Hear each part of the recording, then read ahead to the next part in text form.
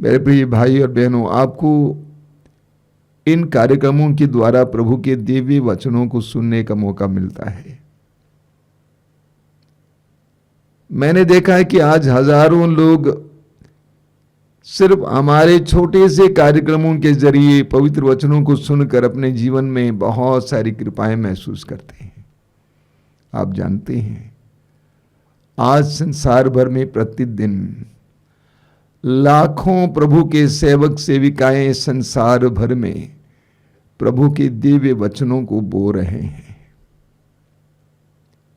प्रभु के पवित्र वचनों को सुना रहे हैं। मीडिया को उठाइए, यूट्यूब, इंस्टाग्राम, फेसबुक और जितने भी मीडिया की विधाएं हैं, हजारों लाखों लोगों में के मनों में, हृदयों में वचन बोया जा रहा है। जितने साधना केंद्र हैं, साधना केंद्रों की संख्या ने असंख्य साधना केंद्रों में पवित्र वचन सुनाया जा रहा है। पत्रिकाओं के द्वारा पवित्र वचन सुनाया जा रहा है। प्रतिदिन करोड़ों लोग पवित्र वचन को पढ़ रहे हैं। ऐसे प्रतिदिन करोड़ों लोगों के मन और हृदय में पवित्र वचन रूपी बीज बोया जा रहा है और उसकी फसल भी देखने को मिलती है। एक तरफ हम जानते हैं कि संसार कैसे विनाश की ओर जा रहा है, लेकिन दूसरी ओर संसार प्रभु की कृपा की ओर भी बढ़ रहा है। प्रभु का वचन बोया जा रहा है, उसका फल देखने को मिलता है। लोगों को आजादी मिल रही है, स्वतंत्रता मिल रही है, जिंदगियां बदल रही हैं, निराश लोगों को आशा मिल रही है, रोगों से मुक्ति मिल रही है, चंगाई मिल रही है, मार्ग दिखाई देने लगे हैं। सब विफलताओं में पड़े लोगों को सफलता का मार्ग दिखाई देने लगा है। उदास लोगों को आनंद का वरदान मिल रहा है। हमें पवित्र वचन रूपी बीज की फसल देखने को मिलती है। प्रभु अपने पवित्र वचन में कहते हैं, विधिवरण ग्रंथ के अध्याय 32 वाक्य 47 में, ये तुम्हारे लिए निरे शब्द नहीं है। ये तुम्हारे लिए निरे शब्द नहीं है। अंग्रेजी में गुड न्यूज बाइबल इसका अनुवाद है, these are not empty words. यानी ये खोखले शब्द नहीं है। सच्चाई है कि छपे हुए हैं, लेकिन ये खोखले शब्द नहीं है। एक एक वचन तुम्हारे लिए अनमोल है। यूहन्ना के सुसमाचार के अध्याय 6 में हम पढ़ते हैं, जब प्रभु यीशु लोगों को ये शिक्षा देने लगे कि जो मेरा मांस नहीं खाता है उसे जीवन नहीं मिलेगा, जो मेरा रक्त नहीं पीता है उसे जीवन नहीं मिलेगा, तो बहुत सारे लोग यीशु को छोड़कर चले गए। उनके बहुत कम शिष्य उनके पास थे, उनके प्रेरित उनके साथ बैठे हुए थे। उनकी ओर मुड़कर प्रभु ने पूछा, क्या तुम भी जाना चाहते हो? वाक्य 68 में क्या लिखा हुआ है? यूहन्ना अध्याय 6 वाक्य 68। पेतरुस ने प्रभु से क्या कहा? हम जाएं तो कहां जाएं? आपके ही वचनों में अनंत जीवन का संदेश है। आपके ही वचनों में अनंत जीवन का संदेश है। शायद पेतरुस नहीं जानता था कि वो क्या बोल रहा था, लेकिन एक बहुत बड़ी सच्चाई को घोषित कर रहा था। आपके ही वचनों में अनंत जीवन का संदेश है। प्रभु के एक एक वचन में अनंत जीवन का संदेश है। प्रभु के एक एक वचन में अनंत जीवन का, शाश्वत जीवन का, परिपूर्ण जीवन का बीज है। मेरे भाई और बहनों, यूहन्ना के सुसमाचार के अध्याय 6 वाक्य 63 में प्रभु यीशु ने क्या कहा है? यूहन्ना अध्याय 6 वाक्य 63 में प्रभु कहते हैं, जो शिक्षा मैंने तुम्हें दी है वो आत्मा और जीवन है। जो शिक्षा मैंने तुम्हें दी है वो आत्मा और जीवन है। उस शिक्षा के द्वारा तुम्हें आत्मा मिलेगा, पवित्र आत्मा मिलेगा, पवित्र आत्मा का अभिषेक मिलेगा। उस शिक्षा के द्वारा तुम्हें जीवन मिलेगा, परिपूर्ण जीवन मिलेगा। मैंने देखा है हजारों लोगों के जीवन में पवित्र वचन के द्वारा कैसे जीवन आ गया है, कैसे वे चमकने लगे हैं।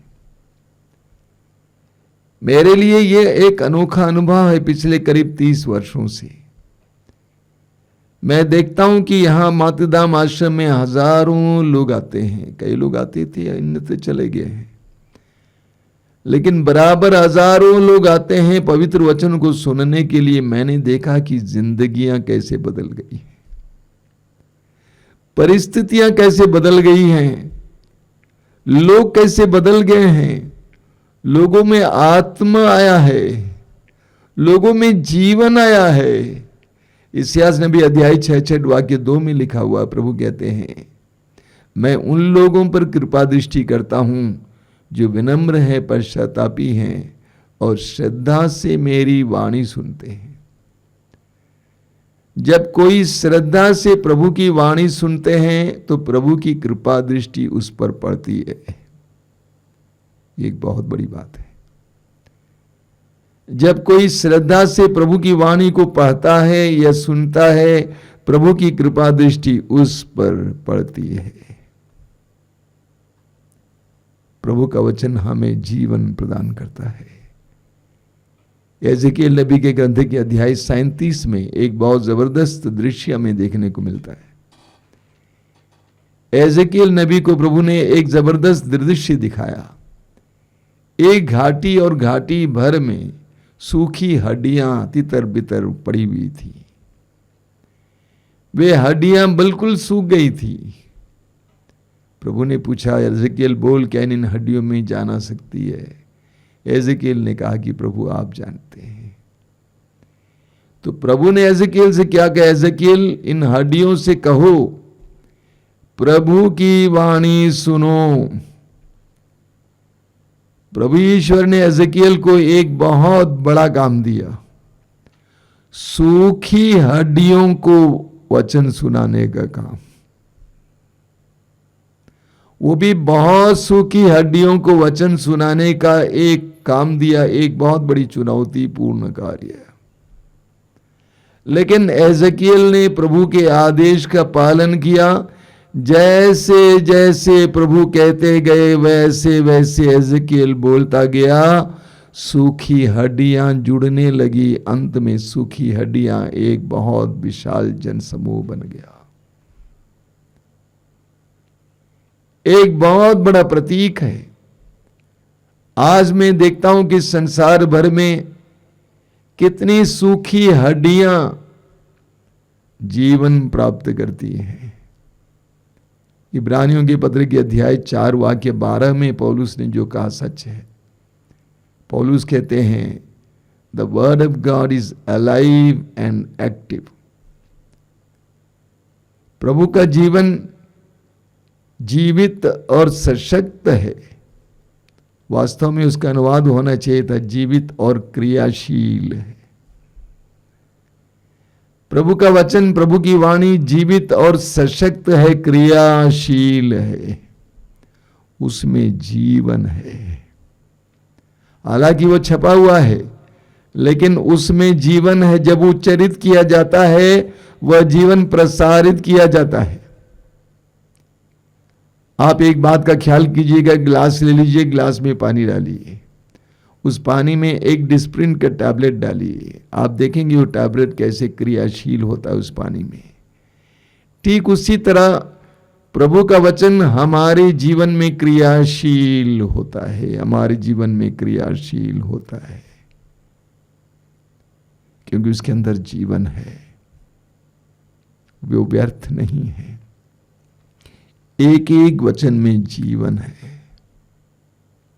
इस्यास नबी का ग्रंथ अध्याय 40 वाक्य 8, प्रभु का वचन कहता है, घास सूख जाती है, घास सूख जाती है, फूल मुरझा जाता है, किंतु हमारे प्रभु ईश्वर का वचन सदा सर्वदा बना रहता है।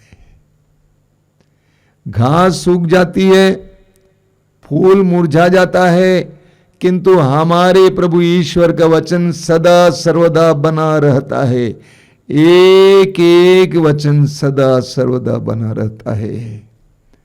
कई विश्वासियों को इसका ज्ञान नहीं है। कई विश्वासियों को इसका ज्ञान नहीं है। इस्यास अध्याय 45 वाक्य 23, इस्यास अध्याय 45 वाक्य 23 में प्रभु कहते हैं, मेरे मुख से निकला हुआ शब्द, मेरे मुख से निकलने वाला शब्द सच्चा और अपरिवर्तनीय है। प्रभु से के मुंह से निकला शब्द सच्चा और अपरिवर्तनीय है। यह सच्चा और अपरिवर्तनीय है। एक एक वचन शाश्वत है।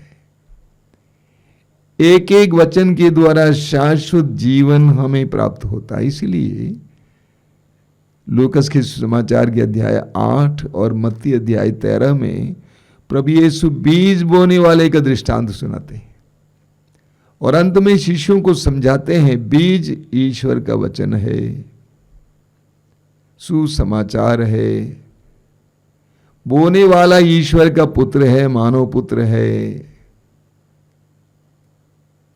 और पथरीली जमीन, कांटीली जमीन, सड़क के किनारे अलग अलग प्रकार की जमीन है। लेकिन अच्छी जमीन, अच्छी भूमि के बारे में प्रभु समझाते हैं लूकस अध्याय 8 वाक्य 15। वहां पे प्रभु कहते हैं, अच्छी जमीन वह मनुष्य है जो सच्चे और निष्कपट हृदय से प्रभु की वाणी को सुनता है, उसे सुरक्षित रखता है और अपने धैर्य के द्वारा फल लाता है। प्रभु यीशु कहना चाहते हैं कि ईश्वर के वचन की फसल होती है। ईश्वर के वचन की फसल होती है। एक एक वचन जो बोया जाता है आपके कान में गिर जाता है। आप चाहें तो वो कान में गिरा हुआ वचन आपके मन में गिरेगा, और आप इच्छा करें तो वो मन से होकर हृदय में गिरेगा, और आपका हृदय खुला हुआ तो आपके हृदय से आपकी आत्मा में गिरेगा और जड़ पकड़ लेगा। एक एक वचन जो आपके कान में गिरता है, एक एक वचन अनमोल है, शक्तिशाली है। उसकी जबरदस्त फसल आपके जीवन में देखने को मिल सकती है। उसके लिए प्रभु कहते हैं, सच्चे और निष्कपट हृदय से वचन सुनना है। कई लोग वचन सुनते हैं निष्कपट हृदय से नहीं, कपट के साथ, क्योंकि उनका कोई उद्देश्य है। वे वचन सुनने आते हैं कुछ पाने के लिए, रोगों से मुक्ति के लिए, नौकरी पाने के लिए। उनका ध्येय वही है। वे ईमानदारी से प्रभु के वचन को ग्रहण नहीं करते हैं। वे श्रद्धा पूर्वक प्रभु की वाणी को ग्रहण नहीं करते हैं। मैंने देखा है कि हमारे आश्रम में भी और अन्यत्र भी मैं जाता हूं कन्वेंशन में, मैंने देखा लोगों की दृष्टि कभी कभी मेरी ओर होती है। वे देखते रहते हैं किस समय चंगाई आएगी, किस समय चंगाई आएगी। वे प्रभु के वचन में रुचि नहीं लेते। मैं समझ पाता हूं। अगर हमने प्रभु के वचन में रुचि लिया निष्कपट हृदय से, सच्चे और निष्कपट हृदय से, हमारे हृदय में कपट नहीं होना चाहिए, पाप नहीं होना चाहिए, बुराई नहीं होनी चाहिए। याकूब अध्याय 1 वाक्य 21 में याकूब ने कहा है कि मलिनता दूर करके, ईमानदारी से मलिनता दूर करके शुद्ध हृदय से वचन को सुनना है। जो सच्चे और निष्कपट हृदय से प्रभु की वाणी को सुनता है और उसको सुरक्षित रखता है, यानी उस वचन को अनमोल समझता है। हम किस चीज को सुरक्षित रखते हैं? जिसको हम अनमोल समझते हैं, मूल्यवान समझते हैं। जो मूल्यवान चीज होती है हम लोग छिपा के रखते हैं, बचा के रखते हैं, सुरक्षित रखते हैं, लॉकर के अंदर रखते हैं। उसी तरह पवित्र वचन को जो मूल्यवान समझता है और अपने हृदय में संचित रखता है। माता मरियम के बारे में हम लूकस के समाचार के अध्याय 2 वाक्य 19 में पढ़ते हैं। यानी उन्होंने इन सब बातों को एक खजाने की तरह अपने हृदय में संचित रखा और उस पर मनन चिंतन किया करती थी। तो प्रभु यीशु कहते हैं, जो पवित्र वचन को सच्चे और निष्कपट हृदय से सुनता है, उसको सुरक्षित रखता है, अपने धैर्य के द्वारा उसकी फसल लाता है। इस धैर्य का अर्थ क्या होता है? विश्वास की दृढ़ता के द्वारा। यानी मैंने जो सुना है ये वचन सच्चा है, ये वचन अनमोल है, ये वचन जीवित और क्रियाशील है और इसलिए ये वचन मेरे जीवन में फल लाएगा। ऐसा एक दृढ़ विश्वास और धैर्य के द्वारा वो अच्छी फसल लाता है। एक किसान को देखिए, किसान कितने क्विंटल बीज बोता है। किसान विश्वास करता है कि इतने क्विंटल जो बीज मैंने बोया है ये अंकुरित हो जाएंगे और एक समय वह फल देंगे। उसके अंदर वो धैर्य होता है, दृढ़ विश्वास होता है। जो व्यक्ति दृढ़ विश्वास के साथ पवित्र वचन को सुनता है, अनमोल समझकर सुरक्षित रखता है और उस वचन पर दृढ़ विश्वास रखता है, उसके जीवन में वो वचन जीवंत हो जाता है, फलवंत हो जाता है। तो प्रभु कहते हैं, ये तुम्हारे लिए निरे शब्द नहीं है, ये खोखले शब्द नहीं हैं। These are not empty words, but these are your very life. ये खोखले शब्द नहीं हैं, बल्कि ये तुम्हारा जीवन है। पवित्र वचन को ध्यान पूर्वक पढ़िए और सुनिए, उसको अनमोल समझिए और अपने हृदय में संचित रखिए। उस पर विश्वास कीजिए और अपने धैर्य के द्वारा, विश्वास की दृढ़ता के द्वारा अपने जीवन में और अपने परिवार के जीवन में फसल लाइए। ईश्वर के राज का विस्तार होगा। आइए हम प्रार्थना करें। प्रभु यीशु, हम तुझे धन्यवाद देते हैं आज के सुंदर दिन के लिए, इन पलों के लिए धन्यवाद देते हैं यीशु। तेरे सुंदर वचनों के लिए धन्यवाद देते हैं, तेरे अनमोल वचनों के लिए धन्यवाद देते हैं। तूने स्वयं अपने शिष्यों से कहा, जो शिक्षा मैंने तुम्हें दी है उसके द्वारा तुम शुद्ध किए गए हो। तेरे पवित्र वचन के द्वारा हम शुद्ध किए जाते हैं, हम चंगे किए जाते हैं। उस शतपति ने तुझसे कहा कि प्रभु शब्द मात्र कह दीजिए और मेरा नौकर चंगा हो जाएगा। सुसमाचार में हम पढ़ते हैं कि प्रभु यीशु तूने शब्द मात्र से रोगियों को चंगा किया, अबदूतों को निकाला। तेरे पवित्र वचन में शक्ति है, सामर्थ्य है। तेरे पवित्र वचनों को अनमोल समझकर सुनने के लिए और अपने हृदय में संचित रखने के लिए हमें कृपा दीजिए। अपने धैर्य के द्वारा और ईमानदारी के द्वारा उन सारे वचनों की फसल हमारे जीवन में उत्पन्न करने के लिए हमें कृपा दीजिए। धन्यवाद यीशु, धन्यवाद। तेरी स्तुति, तेरी महिमा, तेरी आराधना।